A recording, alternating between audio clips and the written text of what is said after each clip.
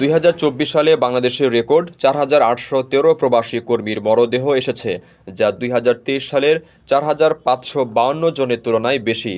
Wage earners welfare বোর্ডের সাম্প্রতিক পরিসংখ্যান অনুযায়ী 2021 সালে 3,818 এবং 2022 সালে 3,904 প্রবাসী কর্মীর মরদেহ দেশে ফিরেছিল।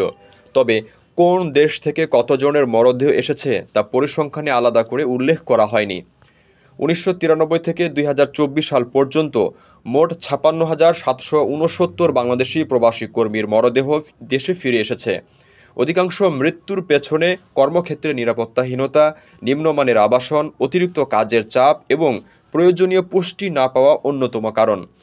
ওয়ারবি ডেভেলপমেন্ট ফাউন্ডেশনের পরিচালক জাচিয়া খাতুন জানান, মৃত্যু সনদে সাধারণত হার্ট অ্যাটাক উল্লেখ থাকে, তবে সঠিক কারণ জানার জন্য আরও পরীক্ষা প্রয়োজন। প্রবাসী কর্মীদের কল্যাণে সরকার দাফন ও পরিবহন খরচ হিসেবে প্রতি মরদেহে 35,000 টাকা এবং ক্ষতিপূরণ হিসেবে 3 লাখ টাকা প্রদান করে। 2016 থেকে 2022 সালের মধ্যে দেশে মোট 17,871 মরদেহ এসেছে, যার 67.4% উপসাগরীয় দেশগুলোর যেমন সৌদি আরব, সংযুক্ত আরব আমিরাত, ওমান, কুয়েত, কাতার ও বাহরাইন থেকে।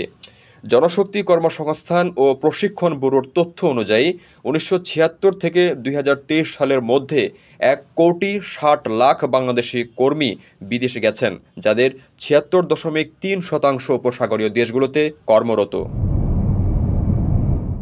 দেশের সবচেয়ে কম খরচে এবং সহজে বুকিং করুন প্রবাসীর হেলিকপ্টার।